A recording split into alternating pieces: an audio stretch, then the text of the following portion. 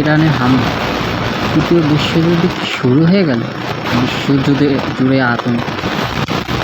ইরানের উপর ভয়াবহ সামরিক হামলার খবরে কেঁপে উঠেছে পুরো বিশ্ব।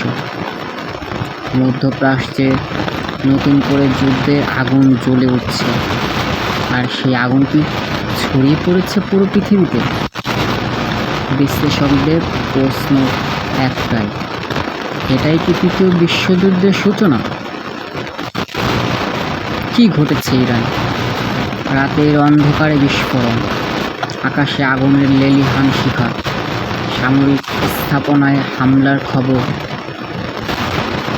ইরান সরকার এখনও সব তথ্য প্রকাশ না করলেও আন্তর্জাতিক গণমাধ্যম বলছে এটি ছিল সরাসরি ও পরিকল্পিত সামরিক আঘাত।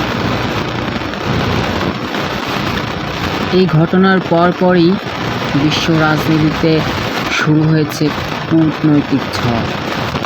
ইসরায়েল ও ইউনাইটেড স্টেটস এর ভূমিকা নিয়ে জল্পনা, রাশিয়া ও চীনের সতর্ক অবস্থান, জাতিসংঘের জরুরি বৈঠকের প্রস্তুতি, বিশ্ববাজারে তেলের দাম ঊর্ধ্বমুখী। বিশেষজ্ঞরা বলছেন একটি ভুল সিদ্ধান্ত পুরো পৃথিবীকে যুদ্ধের দিকে ঠেলে দিতে পারে। তাহলে কি সত্যিই তৃতীয় বিশ্বযুদ্ধ?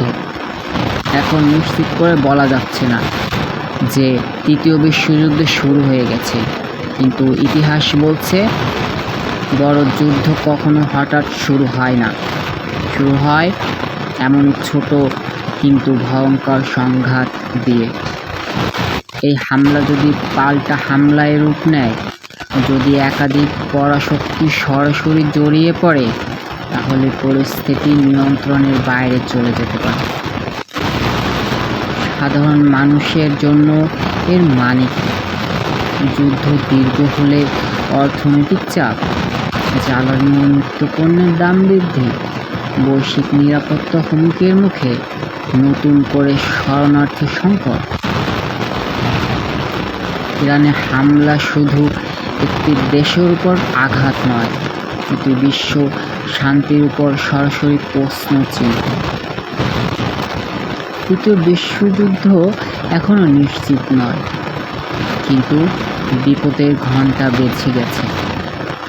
জানি না ভবিষ্যতে কি হতে পারে। কেউ কাউকে 1 ইঞ্চিও ছাড় দেওয়ার মতো নয়। সবাই যার যার স্থান থেকে সঠিক আঘাত দিবেই দিবে।